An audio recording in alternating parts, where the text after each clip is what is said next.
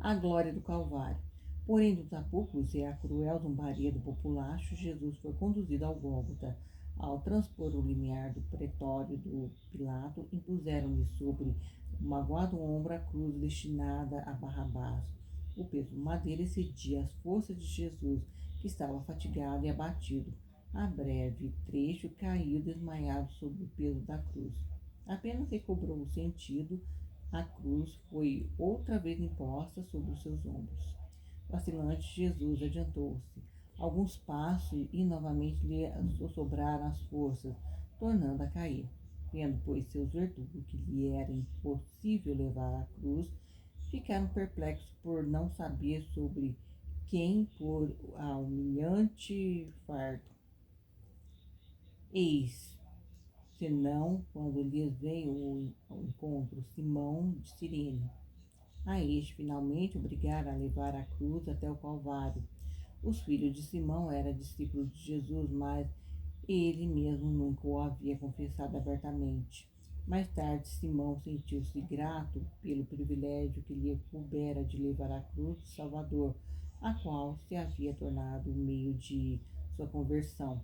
As cenas que se desenrolaram no Calvário e as palavras que Jesus lhe proferiu induziram Simão a reconhecê-lo como Filho de Deus. Chegado que fora ao lugar do suplício, os condenados foram para logo amarrados sobre o respectivo madeiro. Os dois criminosos resolveram, sob as mãos daquele que o queriam prender à cruz. O Salvador, porém, não lhes opôs nenhuma resistência. A mãe de Jesus o havia acompanhado naquele pavoroso transe. Ao vê-lo sucumbir ao peso da cruz, seu coração estava ansioso por ir em seu socorro, mas este privilégio lhe foi negado.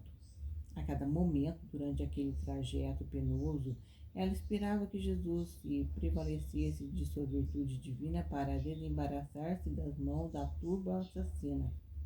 E agora que os acontecimentos atingiram seu epílogo, vendo ela como os condenados eram fixados sobre a cruz, em que angustiosa suspensão ficou sua pobre alma.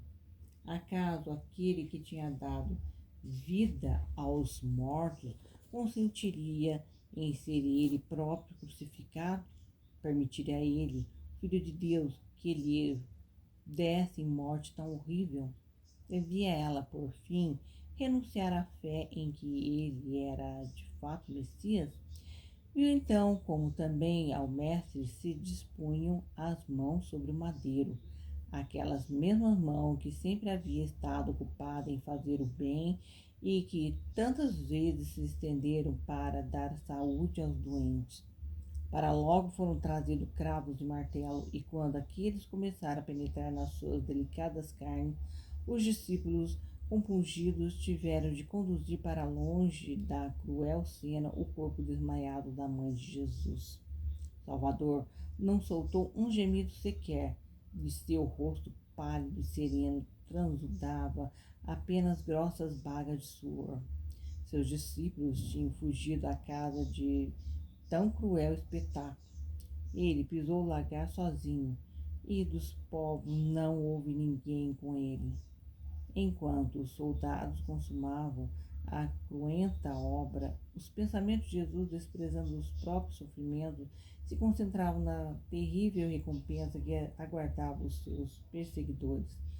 Sua dor e angústia representavam-lhe vivamente a alma, o tormento que eles haviam de sofrer naquele dia.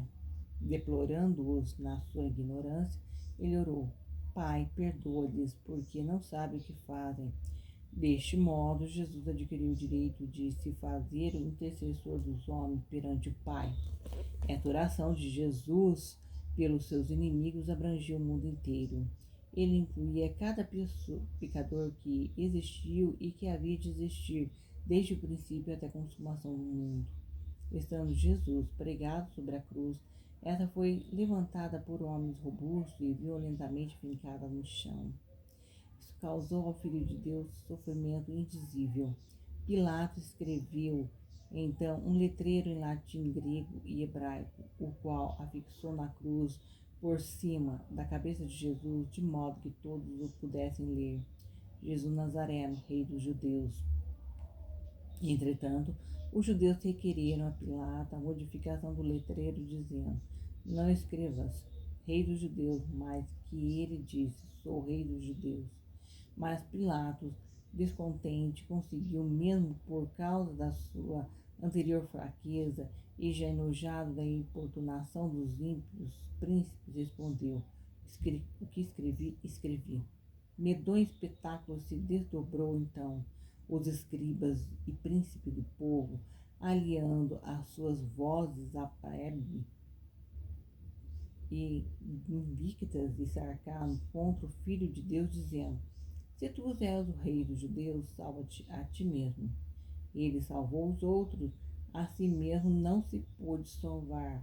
Se é rei de Israel, desça agora da cruz e creremos nele.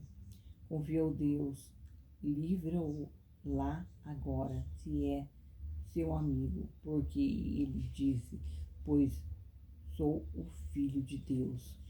E os que iam passando blasfemavam dele, movendo a cabeça e dizendo: Ó, lá tu que destrói o templo de Deus e que edificas em 3 dias, livra-te a ti mesmo, descendo da cruz.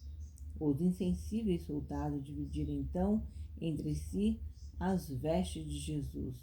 A propósito da túnica, porém, que eram sem costura, originou-se uma contenda e foi resolvida acordando o soldado em lançar sorte sobre a mesma.